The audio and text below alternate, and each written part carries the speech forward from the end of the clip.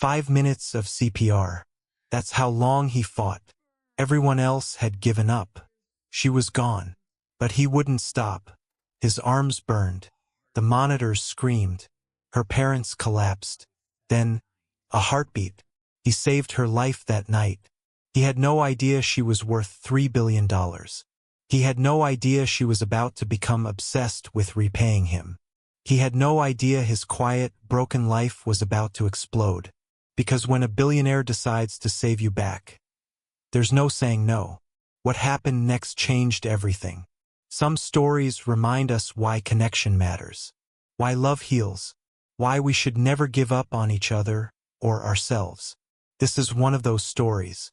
If you believe in second chances, in the quiet power of kindness, in the beauty of broken people finding their way back to life, then you're exactly where you need to be. Stay with me. I promise this one will touch your heart. Christmas Eve, 11:35 at night. The trauma unit was supposed to be quiet that night. Most of the staff had gone home to their families. Warm living rooms, children's laughter, the smell of cookies baking. The hospital hallways were dim, almost peaceful, lit only by twinkling lights someone had strung along the nurse's station. Dr. Connor Hayes didn't mind working holidays anymore. 3 years ago, Christmas meant something. It meant his wife Sarah's terrible cooking that he'd pretend to love. It meant his son Ethan's excited squeals tearing through wrapping paper. It meant family, home, life. But Sarah was gone now, taken by cancer that moved too fast. And Ethan lived 3 hours away and rarely called. 21 years old and still angry, still hurt. The gap between them had grown so wide, Connor couldn't see across it anymore. So he filled the silence with work, with saving other people's families while his own crumbled into memory. He was reviewing charts, nursing cold coffee, when the radio crackled to life. Incoming. 28-year-old female, unresponsive, suspected cardiac arrest. ETA 2 minutes. Connor set down his coffee and headed for the bay doors. The ambulance screamed into the emergency entrance, lights blazing red and blue against the snow. They burst through the doors at full speed. The woman on the gurney was pale as December snow, lips blue, eyes closed. 2 paramedics performed frantic CPR, their faces tight with desperation. Behind the gurney, 2 people stumbled through the doors. An older couple, their faces ravaged by terror. The woman wore a coat that whispered wealth even in crisis. Hermès, unmistakable. The man's watch caught the fluorescent light. Patek Philippe. Easily 6 figures on his wrist. But Connor didn't notice. He never did. Wealth, poverty. It all looked the same when someone was dying. Trauma 1 exploded into controlled chaos. Monitors, defibrillator, medications pushed through 4 lines. And CPR. Endless, exhausting CPR. Connor's hands locked over her chest, pressing down with rhythmic force. Her ribs flexed beneath his palms. He felt his own heart hammering, sweat dripping despite the cold room. Charge to 200. The defibrillator whined as it powered up. Clear. Her body arched off the table. The monitor stayed flat. Again. Nothing. 1 minute passed. 2. 3. A nurse glanced at the clock. Doctor, it's been 4 minutes. I know. Again. He wouldn't let her go. Couldn't. Not another one. Not tonight. His arms screamed. His shoulders burned. But he pressed down. Again. Again. Again. Dr. Hayes, we should call it. It's been 5 minutes. The chances of meaningful recovery. No. Not yet. In the doorway, the woman in Hermès was sobbing. The man held her, his face carved from stone, but his eyes drowning. Connor pressed down 1 more time. And then, a beep. Everyone froze. Beep, beep, beep. A heartbeat. Faint. Fragile. But there. We've got a pulse. She's back. The room exploded into motion. Nurses moved with renewed purpose. Monitors beeped steadily. Color slowly crept back into the young woman's face. In the doorway, her mother collapsed against her husband, sobbing. He kept repeating, "Thank God, thank God, thank God." Connor stepped back, hands trembling, and nodded to his team. They knew what to do. Stabilize, monitor, transfer to ICU. He stripped off his gloves and walked out before anyone could speak to him. In the hallway, away from celebration and grateful tears, Connor leaned against the cold tile wall and slowly slid to the floor. He'd saved a life tonight. He should feel something. Pride. Joy. Something. Instead, he just felt tired. So very tired. Down the hall, someone laughed. Christmas music drifted from a distant radio. The fluorescent lights hummed their eternal song. Connor closed his eyes and tried to remember what it felt like to go home to someone who cared that he'd made it through another day. He couldn't. Inside Trauma 1, a nurse was speaking quietly to the couple. "Your daughter's stable now. Dr. Hayes saved her life. If he'd stopped even 30 seconds earlier..." She didn't finish. Didn't need to. The man nodded slowly. "What's his name again?" "Dr. Connor Hayes. He's head of trauma. Works most holidays so staff with families can go home." The woman wiped her eyes. "We need to thank him properly. Our Chloe. She's our only child. Our whole world. He gave her back to us. He's probably in the doctor's lounge." Down that hall, third door. But when they reached the lounge, it was empty except for abandoned coffee cups and a half-eaten sandwich someone had left behind. Connor had vanished into the hospital's labyrinth of corridors, the way he always did after the crisis passed. Alone. In ICU, room 312, 1:47 in the morning. Chloe Bennett's eyes fluttered open. The first thing she saw was white. White ceiling tiles. White walls. White sheets. The steady beep of monitors creating rhythm in the darkness. Her chest ached. A deep, bruising pain that made breathing difficult. What happened? Memories came in fragments. The Christmas party. Her company's annual gala. Champagne and laughter and then pain.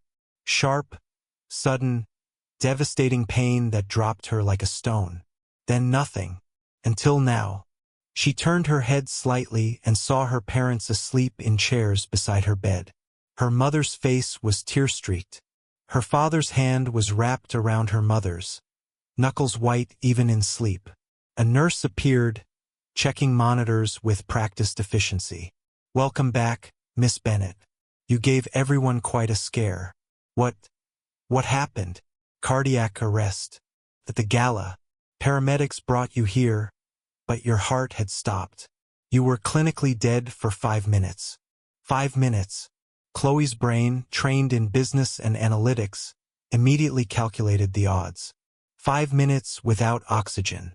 Brain damage. Permanent disability. Death. Yet here she was. Thinking. Breathing. Alive. "How am I?" "Dr. Hayes." The nurse smiled. He refused to give up. Performed CPR the entire time while everyone else was ready to call it. "He brought you back." Chloe stared at the ceiling, processing. Someone had fought death for her. For 5 minutes. When everyone else had given up. Who is he? Head of trauma. Brilliant doctor. Works every holiday, never asks for anything. The nurse adjusted Chloe's fore. "He's a good man. Quiet. Keeps to himself." After the nurse left, Chloe lay in the darkness, listening to the monitors count her heartbeats. Each one a gift she shouldn't have. Each one from a man she'd never met. Through the window of her room, she could see into the hallway. At 3:17 in the morning, a figure passed by. Tall, tired shoulders slumped, moving through the empty corridor like a ghost. Something about his exhaustion, his solitude, called to her. The nurse had said he worked every holiday, that he kept to himself. Chloe Bennett hadn't built a $3 billion empire by ignoring instinct. And her instinct was screaming that this man, this doctor who dragged her back from death with sheer stubbornness, was important. More than important. She didn't know yet that his name was Connor Hayes. That he was a widower. that his son wouldn't speak to him, that he went home to an empty house and worked holidays to avoid feeling the silence. But she would learn, because Chloe Bennett understood debt. In her world, debts were power, leverage, currency, and she had just incurred a debt that couldn't be measured in money. This man had given her life, and somehow she didn't know how yet, but she would figure it out. She was going to give him one back. The real one. The one he'd lost somewhere between saving others and forgetting to save himself. She closed her eyes, exhaustion pulling at her, and made a silent promise to the man she hadn't met yet.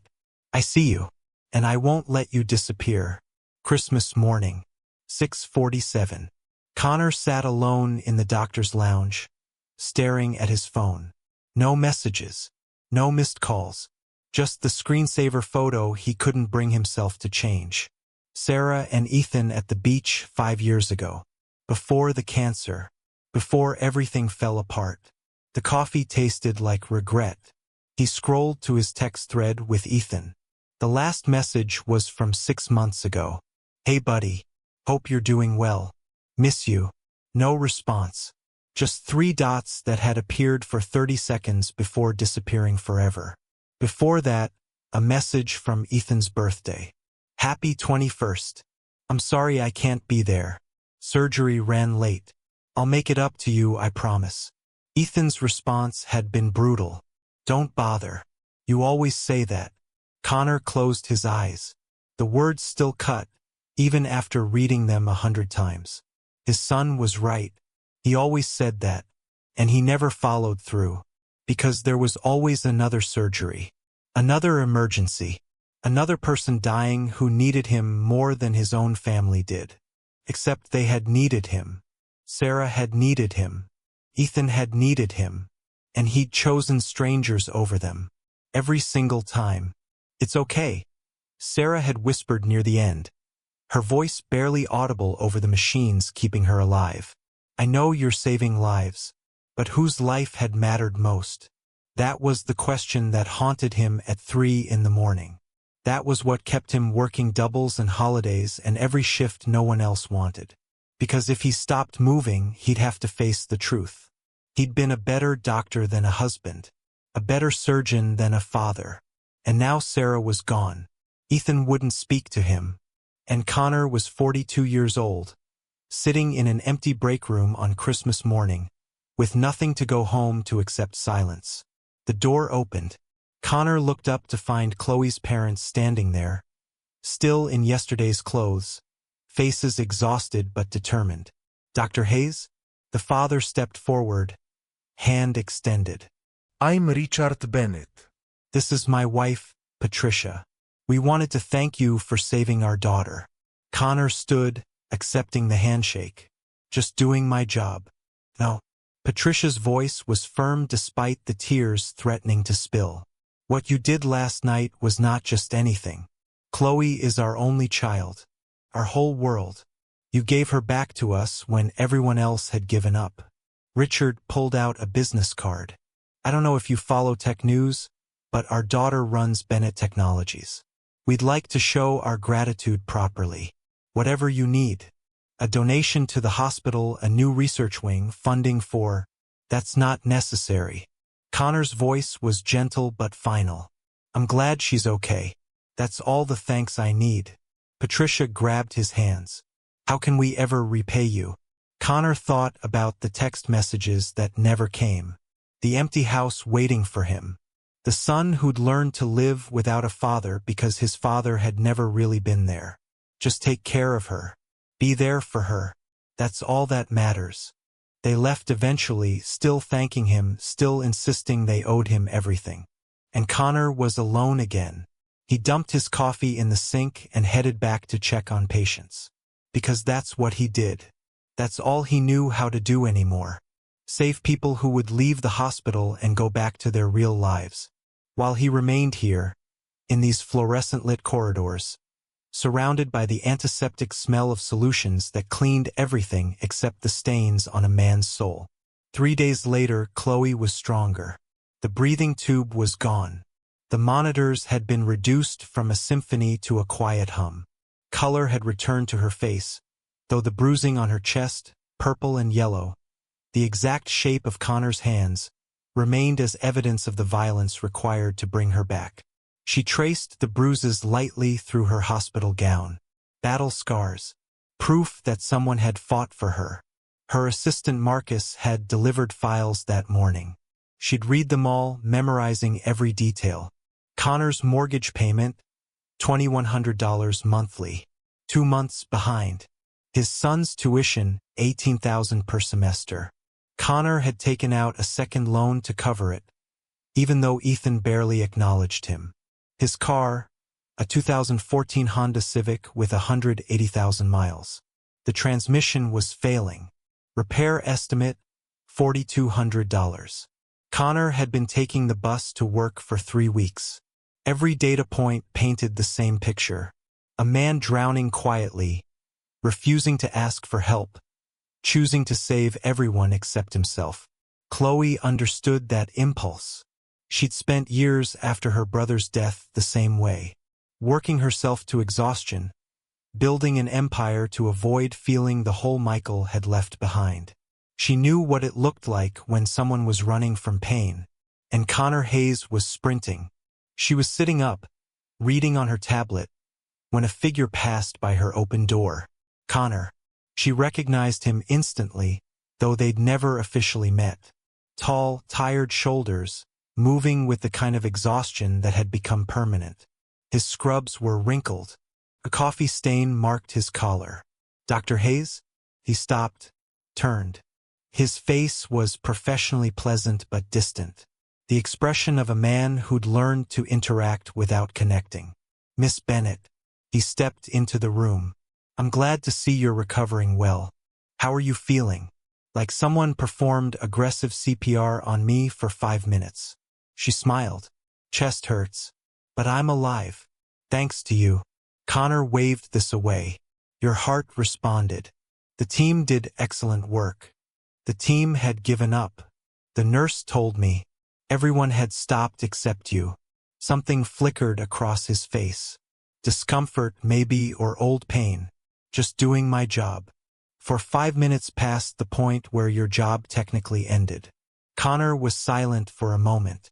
"Then your parents seem lovely. I'm glad you have people who care about you." The deflection was masterful. Chloe recognized it because she used the same tactic in board meetings. Redirect, pivot, avoid vulnerability at all costs. "Sit down. Please. Just for a minute. I should really. You saved my life.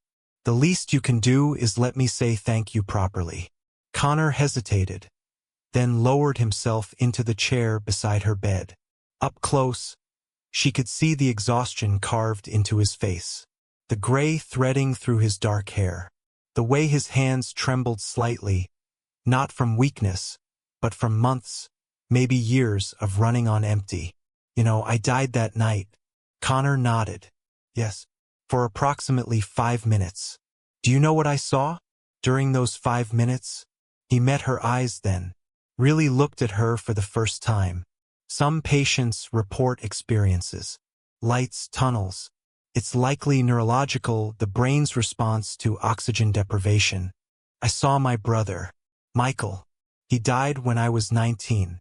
Car accident. I wasn't there. I was at a business meeting closing my first major deal." Chloe's voice was steady, but her hands weren't. "I chose work over driving him to his friend's house. Told him to take an Uber. It was raining. The driver ran a red light. I'm sorry. I built an empire afterward. Turned my guilt into $3 billion. Worked 90-hour weeks. Never stopped moving. Never let myself feel it." She looked at him directly. "I know what it looks like when someone is running from loss. I recognize it because I've been doing it for 9 years. Connor's jaw tightened. "Miss Bennett." "Chloe. Please. Chloe. I appreciate what you're saying, but I'm fine. I have a good job, a good life. Do you?" She kept her voice gentle. "When was the last time you went home before midnight? When did you last call your son? When did you last let yourself stop moving long enough to feel anything?" The silence stretched between them, heavy with truth. I save lives. That's what I do. That's what I'm good at. You're also good at sacrificing yourself. Chloe leaned forward slightly. I'm not going to insult you by offering money. I know you'd refuse it. But I want you to know something. Connor waited. You gave me a second chance. An impossible, miraculous second chance. And I'm not going to waste it. I'm going to live, Dr. Hayes. Really live. Not just work. Not just exist. She paused. I think you should do the same. It's not that simple. It never is. She smiled sadly. But it's necessary. Because what you're doing right now, this isn't living. This is penance. And you've paid enough. Connor stood slowly, like a man who'd been sitting too long in an uncomfortable position. I should go. I have rounds. Of course. But Dr. Hayes? Connor? He turned at the door. Thank you. Not just for saving my life, but for fighting for me when everyone else had stopped. That kind of stubborn compassion is rare. Don't let the world convince you it doesn't matter. Connor's throat worked. He nodded once, then disappeared into the hallway. Chloe sat back against her pillows, heart pounding, not from exertion, but from recognition. She'd seen it in his eyes. The moment he'd understood that she saw him, really saw him, not the competent doctor or the selfless hero, but the broken man underneath, holding himself together with work and guilt and endless motion. She'd spent 9 years running from her brother's death, building walls with money and success and carefully controlled isolation. Connor had spent 3 years doing the same thing with different tools. And now they'd found each other. Two people drowning in separate oceans, both refusing to call for help. Well, Chloe Bennett hadn't built an empire by accepting defeat. If Connor Hayes wouldn't save himself, she'd just have to do it for him. One careful, stubborn, persistent step at a time.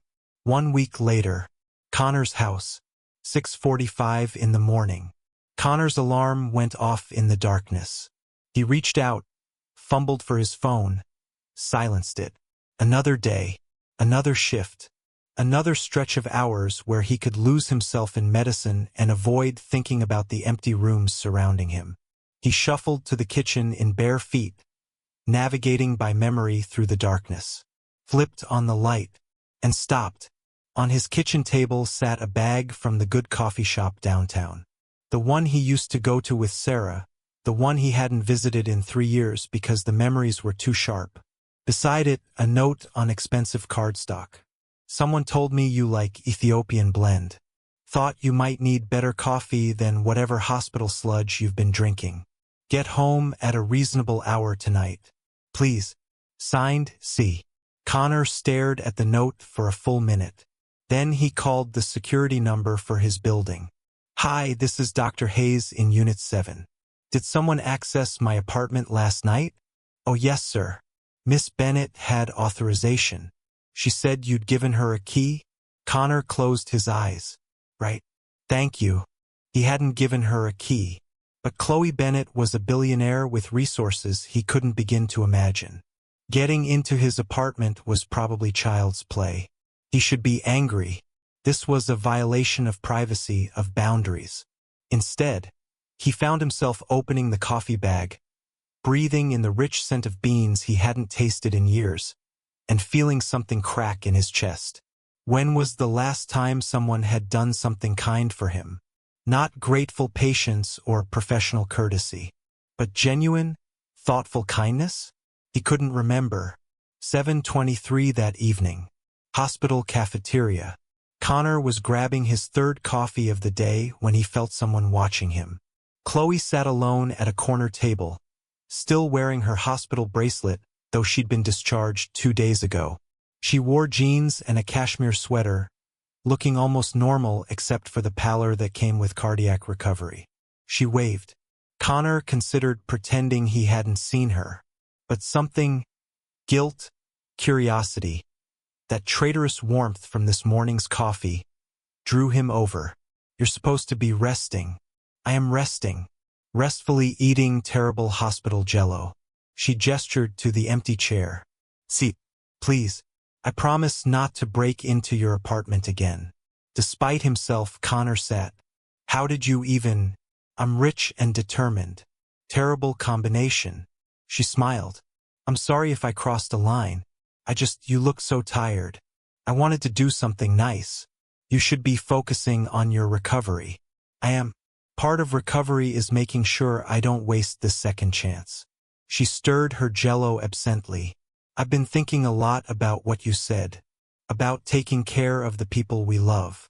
Connor said nothing. But here's the thing I've learned. Sometimes the people who take care of everyone else forget to let anyone take care of them. They give and give until they're empty, and then they wonder why they feel so hollow. Chloe, let me finish. Please. She met his eyes. I know I can't repay what you did for me. Bringing someone back from death isn't something you can balance with a check or a gift basket. But I can do something else. What's that? I can be your friend. I can bring you coffee and sit with you in terrible cafeterias and remind you that you're allowed to be human. That you're allowed to need things. Want things. Connor's throat tightened. I don't need. Everyone needs something. Chloe said quietly. The trick is admitting it. They sat in silence for a moment. Around them, the cafeteria hummed with evening activity. Nurses changing shifts. Families waiting for news. The eternal rhythm of the hospital that Connor knew by heart. Why me? Connor asked finally. You could befriend anyone. Do anything. Why waste your time on a burned-out trauma surgeon? Chloe's smile was sad. Because I recognize you. I spent 9 years being you. Throwing myself into work. Refusing to process grief. Pretending exhaustion was the same as purpose. She paused. You saved my life. I want to return the favor. I'm not dying. Aren't you? She said it gently, without judgment. You're 42 years old, working 18-hour days, eating vending machine dinners, going home to an empty house. When was the last time you did something just because it made you happy? Connor opened his mouth. Closed it. He had no answer. That's what I thought. So here's my proposal. Let me bring you coffee sometimes. Let me text you reminders to eat actual food. Let me be someone who notices when you're drowning. I can't accept charity. It's not charity. It's friendship. There's a difference. She stood, picking up her tray. Think about it. But fair warning, I'm very persistent. My brother used to say I was like water. I look harmless, but eventually, I wear down mountains. She left before Connor could respond. He sat alone in the cafeteria, the terrible coffee going cold in his hands, and felt something he hadn't felt in years. Hope. Terrifying, fragile hope that maybe, just maybe, he didn't have to do this alone anymore. It became a routine somehow. 3 times a week, Chloe would text, Have you eaten actual food today? And Connor, despite himself, would respond honestly. Sometimes yes, usually no. On the no days, she'd appear at his door with takeout. Thai food. Italian. Once, homemade soup that she'd clearly spent hours making despite still recovering from cardiac arrest. You shouldn't be cooking, he'd said that night. You shouldn't be living on granola bars and spite. She'd countered. 2 weeks after that first coffee delivery, it was Chinese food. She sat across from him at his kitchen table, the table that usually held only medical journals and forgotten coffee cups, unpacking containers with practiced ease. Kung Pao chicken, lo mein, spring rolls, and... She pulled out the last container with a flourish. Actual vegetables. I know. Revolutionary. Connor found himself smiling. When had that become easy again? Smiling? You don't have to keep doing this. I want to. She met his eyes. Besides, my cardiologist says I need low-stress activities. Feeding stubborn doctors qualifies. They ate in comfortable silence for a while. Through the kitchen window, Connor could see the neighbors' Christmas lights still up in mid-January, blinking red and green against the darkness. Can I ask you something? Yes. Why don't you have any pictures up? Connor's fork stopped halfway to his mouth. He set it down carefully. What? Pictures. Photos. This whole house is like a museum. Everything's clean and organized and completely impersonal. There's nothing on the walls, nothing on the shelves. She gestured around. It's like you're living in a hotel room. Connor was quiet for a long moment. They're in boxes. In the garage. Why? Because... He closed his eyes. Because it hurt too much to see them. Sarah smiling. Ethan as a kid. All these moments of a life that doesn't exist anymore. So you erased them. I preserved them. There's a difference. Is there? Chloe's voice was gentle. Or did you just lock away anything that made you feel something? Connor stood abruptly, carrying his plate to the sink. His hands gripped the counter. You don't understand. Then help me understand. The silence stretched. Outside, someone's car alarm went off briefly, then stopped. I wasn't there. Connor's voice was barely above a whisper. When Sarah was dying, when she really needed me, I was in surgery, saving someone else's life while mine fell apart. Connor, the nurses called me 3 times. 3 times. Told me to come. That it was almost time. And I kept saying just 1 more hour. Just let me finish this surgery. Because the patient on my table needed me. Because I could still save him. Tears were sliding down his face now, years of grief finally breaking through. By the time I got to her room, she was unconscious. I never got to say goodbye. Never got to tell her. His voice broke. That I was sorry. That I should have chosen her. That I chose wrong. Chloe was beside him now, not touching, just present. And Ethan? Ethan was there, sitting with his mother while she died. He was 18 years old, and I made him do it alone because I couldn't leave the hospital. Connor turned to face her. He looked at me when I finally arrived. Just looked at me, and I saw it in his eyes. The moment he realized his father was never going to choose him first. That there would always be something more important. So he stopped trying. Can you blame him? No. But Connor, you were saving a life. That's not a crime. It is when you sacrifice everything else to do it. Connor slid down to sit on the floor, back against the cabinets. Exhaustion radiated from every line of his body. I thought I was being noble, dedicated, a good doctor, but I was just a coward. Chloe sat down beside him on the kitchen floor. How so? Because being a doctor is easy. Following protocols, making decisions, saving lives, I'm good at that. But being a husband, a father, being vulnerable and present and available? He laughed bitterly. That terrified me. So I hid in my work. Told myself I was serving a greater good. And by the time I realized what I'd lost, it was too late. They sat in silence on the cold kitchen floor. 2 broken people who'd built walls around their pain and called it purpose. I did the same thing. After Michael died, I threw myself into work, built an empire, told myself I was honoring his memory by being successful. But really, I was just avoiding the guilt, the what-ifs. Connor looked at her. Do they ever go away? The what-ifs? No, but they get smaller, less sharp. She turned to meet his eyes. I've learned that we can't change the past. Can't unsay words or undo choices. But we can stop letting the past consume our future. I don't know how. Neither did I. But then some stubborn doctor refused to let me die. And I realized something. She smiled sadly. Life doesn't wait for us to be ready. It just keeps happening. And we can either hide from it or show up for it.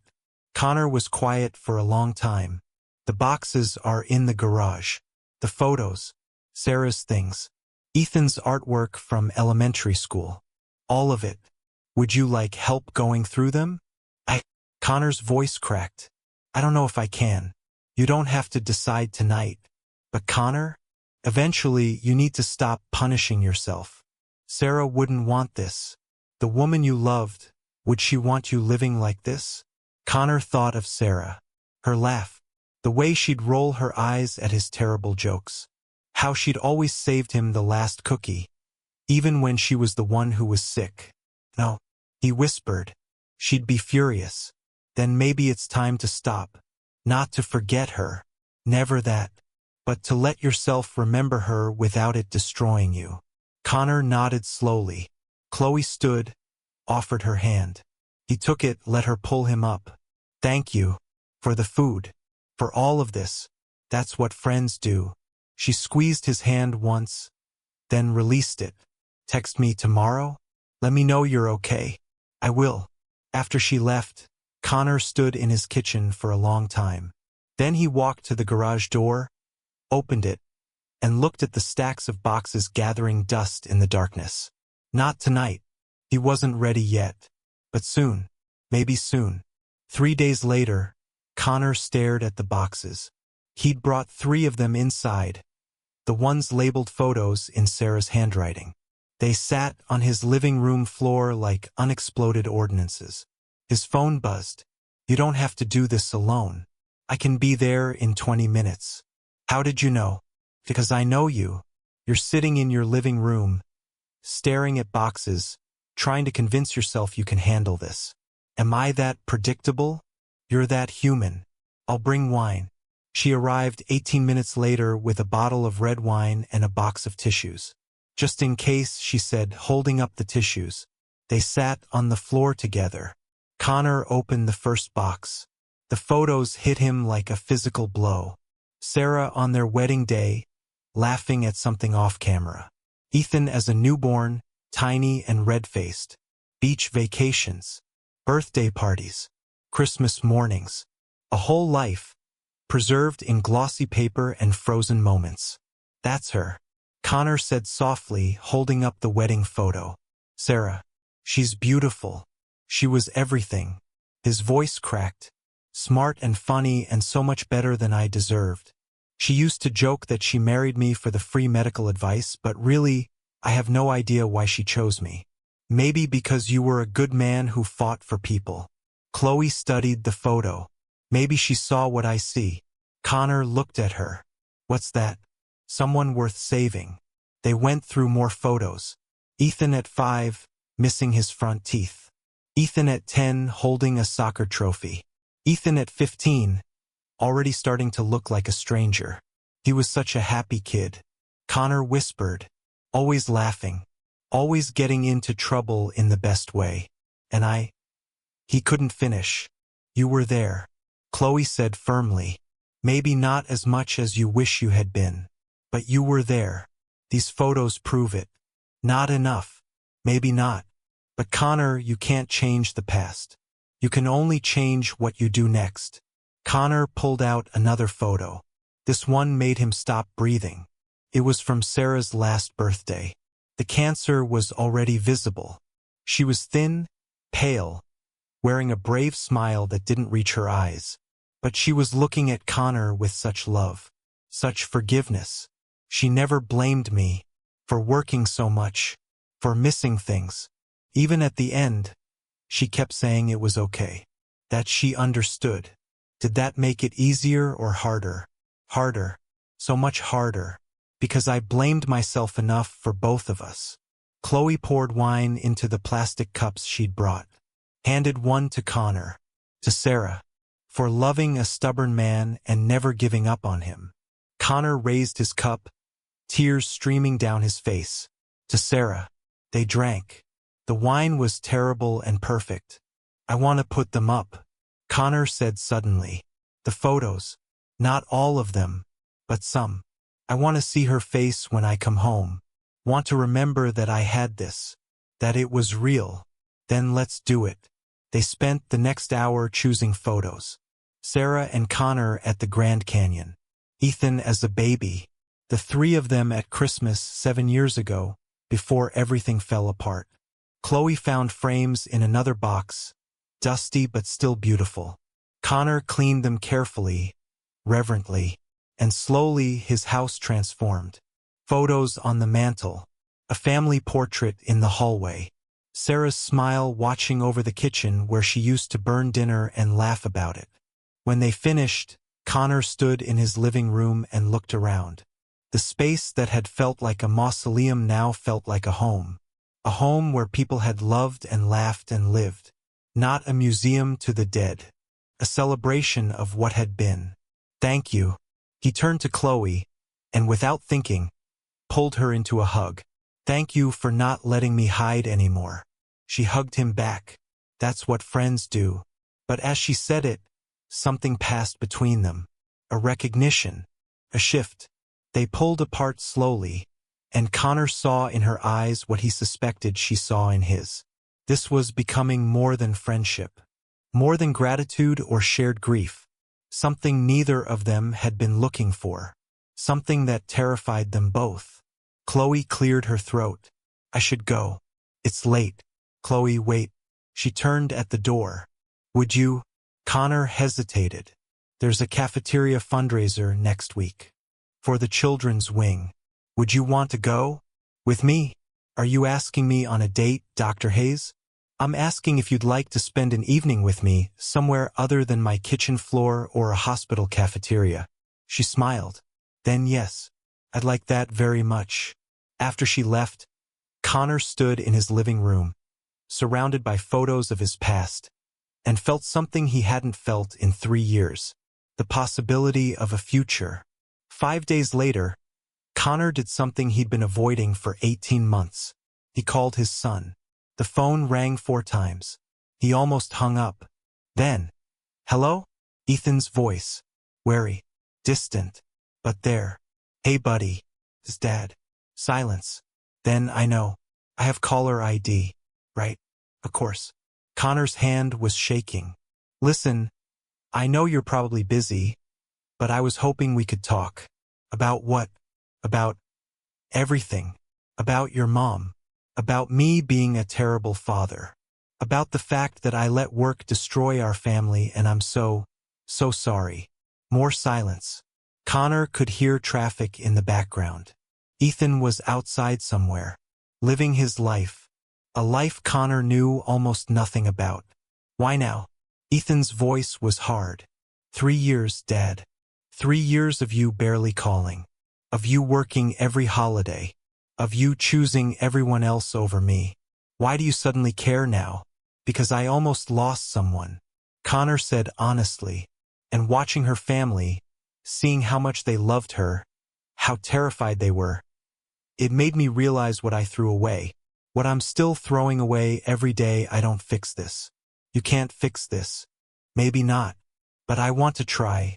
Ethan, I know I don't deserve another chance.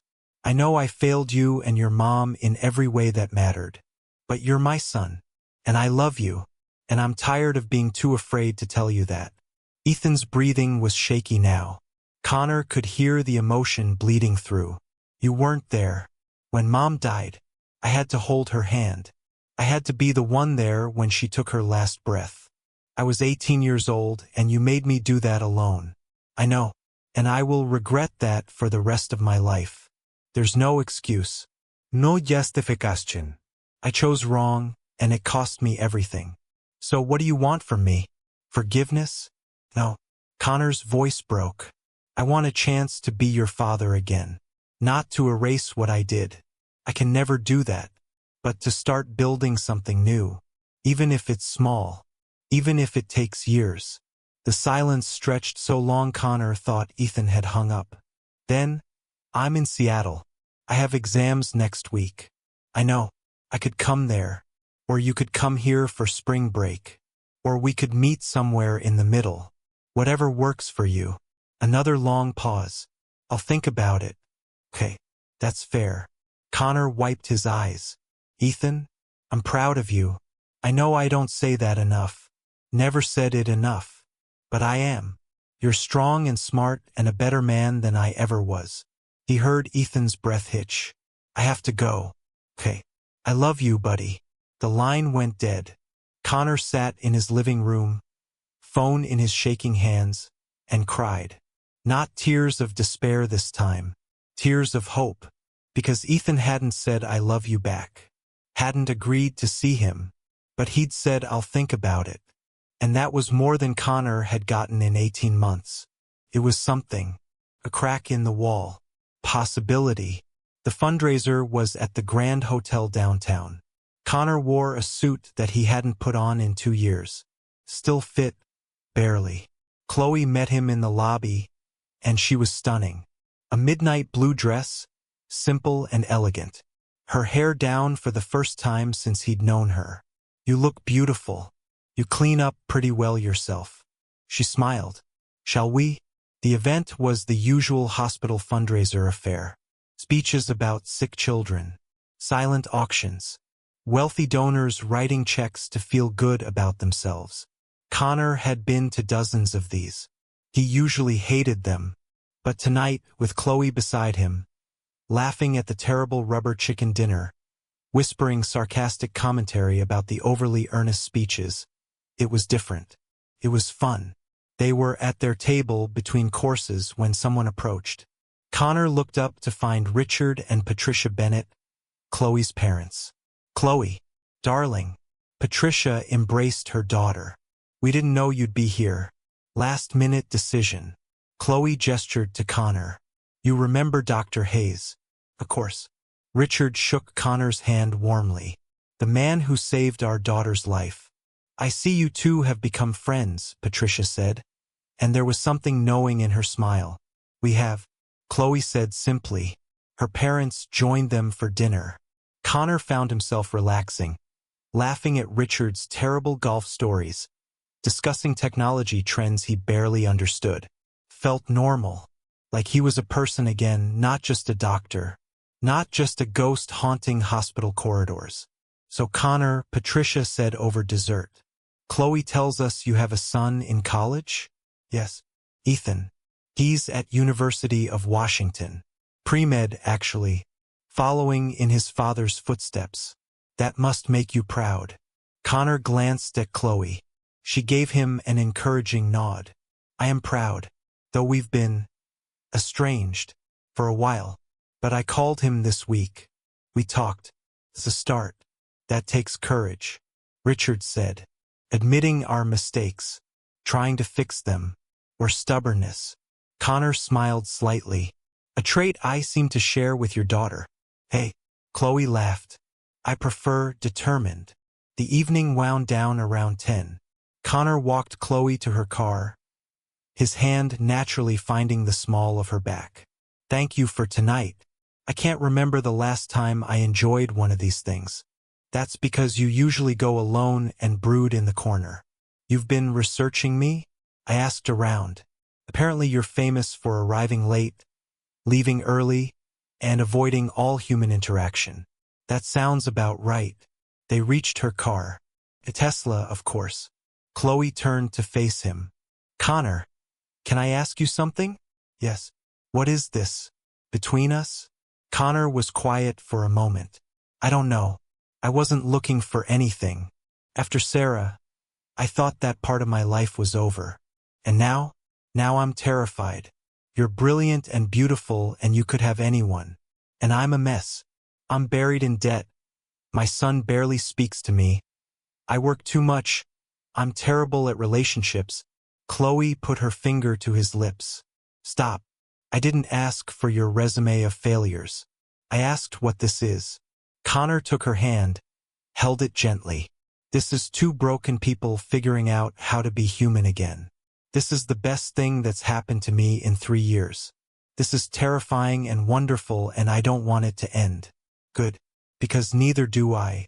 She kissed him then, soft and sweet and full of promise. When they pulled apart, Connor was smiling. Really smiling. Go home, Dr. Hayes. Get some sleep. Will I see you tomorrow? You're not getting rid of me that easily. She grinned. I'll bring breakfast. You don't have to keep feeding me. I know. But you're a terrible cook and someone needs to make sure you eat actual food. She drove away, and Connor stood in the parking lot, watching her taillights disappear. Then he got in his own car, drove home to a house that was finally starting to feel lived in again, and slept better than he had in years. 3 weeks later, Connor's phone rang at 7 in the morning. Unknown number. He almost didn't answer. Then Dad? Ethan. Connor sat up in bed, suddenly wide awake. Hey buddy, everything okay? Yeah. Ethan's voice was uncertain. I have spring break in 2 weeks. if the offer's still open. To visit.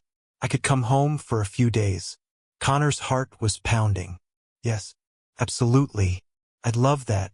Okay, I'll book a flight. Ethan, I promise I'll be there. No matter what. No surgeries, no emergencies. Nothing is more important than this. Okay, a pause. I'll see you in 2 weeks. See you then. I love you. This time, after a long moment, Ethan said it back. Love you too, Dad. Connor sat in his bed after the call ended, tears streaming down his face. He called Chloe immediately. He's coming. Ethan's coming home. That's wonderful. I'm so happy for you. I'm terrified. What if I mess it up? What if... Connor, you won't. Just be present. Be honest. That's all he needs. Will you help me? I want to cook dinner for him. Actual dinner. Not takeout. But I haven't cooked a real meal since Sarah died. I would love to help you. They spent the next 2 weeks planning. Chloe taught Connor to make lasagna, Ethan's favorite. Helped him clean the house properly, not just the surface cleaning he'd been doing. They put up more photos, including some recent ones of Connor and Chloe together, making the house look like a home where life was happening. The day Ethan arrived, Connor was a wreck. He'd rearranged the living room 3 times, changed his shirt twice, checked the lasagna every 15 minutes. Breathe. Chloe squeezed his hand. He's your son. He wants this to work too. When the doorbell rang, Connor froze. Chloe gave him a gentle push. Go. Connor opened the door. Ethan stood there, 21 years old now, tall and broad-shouldered. He looked so much like Sarah it hurt, but his eyes were all Connor's. Hey, Dad. Hey, buddy. For a moment they just stood there. 3 years of hurt and anger and loss between them. Then Ethan stepped forward and hugged him. Connor wrapped his arms around his son and held on like a drowning man finding shore. I'm sorry. Connor whispered. I'm so sorry. I know. Ethan's voice was thick. I know. They pulled apart. Ethan wiped his eyes. Noticed Chloe standing in the hallway. Oh, sorry. I didn't know you had company. Ethan, this is Chloe Bennett. Connor looked at her. She's very important to me. Nice to meet you. Chloe shook Ethan's hand. Your dad's told me so much about you. Hopefully some of it was good. All of it was good. She smiled. I should go. Let you two have time together. You should stay. Connor said. For dinner. If that's okay with Ethan? Ethan looked between them, and something in his face softened. Yeah. That'd be nice. Dinner was perfect. The lasagna didn't burn. The conversation flowed, awkward at first, then easier. Ethan talked about school, about his classes, about considering pediatrics instead of surgery. Connor listened, really listened, asking questions, being present. After dinner, Chloe excused herself to do dishes, giving them space. Connor and Ethan sat in the living room. Ethan was looking at the photos on the mantel. You put them back up. Recently, with Chloe's help. Connor paused. I'd boxed everything away. Couldn't handle seeing it. But that wasn't fair to your mom's memory. Or to you. I did the same thing. Ethan said quietly. The school. I don't have any photos in my dorm. Told myself it was easier not to remember.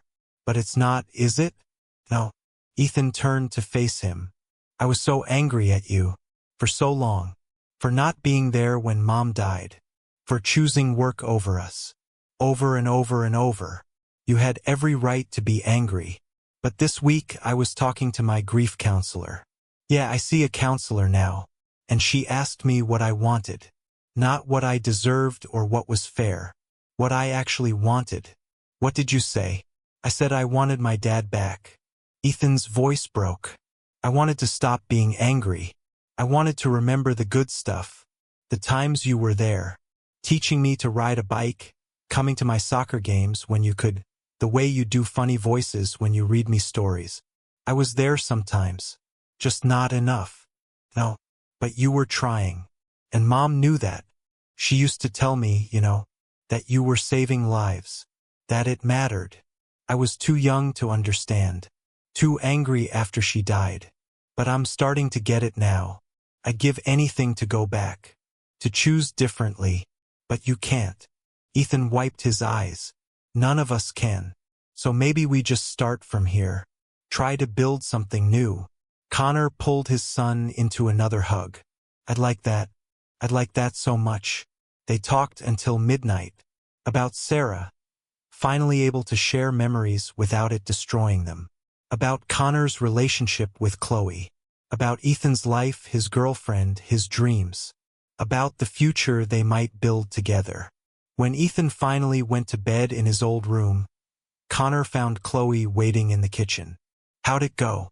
Better than I could have hoped. Connor pulled her close. Thank you. For pushing me. For not letting me hide. For showing me that it's possible to heal.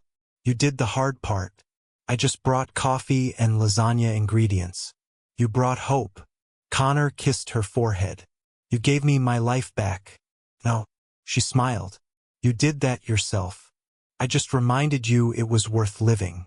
They stood in the quiet kitchen, holding each other, two people who'd been drowning separately and somehow found each other in the dark. Outside, the first snow of March was falling, soft and unexpected, a reminder that sometimes beautiful things come when you least expect them. 6 months later, Connor reduced his hours at the hospital. Not dramatically, but enough to have actual days off. Enough to visit Ethan at school once a month. Enough to have dinner with Chloe without his pager going off every 20 minutes. He was still a surgeon. Still saved lives. But he'd learned to save his own life too. To balance the work he loved with the people he loved. It wasn't perfect. He still struggled with guilt sometimes, still worked too late occasionally. But Chloe would text him, "Come home." And he would. Ethan was talking to him regularly now. Real conversations. They were rebuilding slowly, carefully. The anger hadn't disappeared overnight, but it was fading, being replaced by something better. Understanding. Forgiveness. Love. 1 year later, Connor proposed to Chloe in the hospital chapel. The same chapel where he'd sat the night he saved her life, exhausted and alone. She said yes before he even finished asking. They were married 6 months after that. Small ceremony. Ethan was Connor's best man. Chloe's parents cried happy tears. And Sarah's photo sat on a table of honor. Because Chloe understood that you don't erase the past. You make space for it alongside the future. Connor still worked holidays sometimes. But not every holiday. Not anymore. Because he'd learned what Sarah had tried to tell him. What Ethan had needed him to understand. What Chloe had shown him through stubborn, persistent love. Saving lives mattered. But living mattered too. And for the first time in years, Connor Hayes was doing both. Hey friend. If this story moved you even a little, hit that subscribe button. These tales of hope, healing, and second chances? I create them for you. Subscribe and turn on notifications so you never miss a story that reminds you. You're not alone. You're worthy. And your heart still has room to heal. Share this with someone who needs a reminder that hope is still alive. And tell me in the comments what touched you most. Your story matters here. See you in the next one. Take care of yourself. You matter.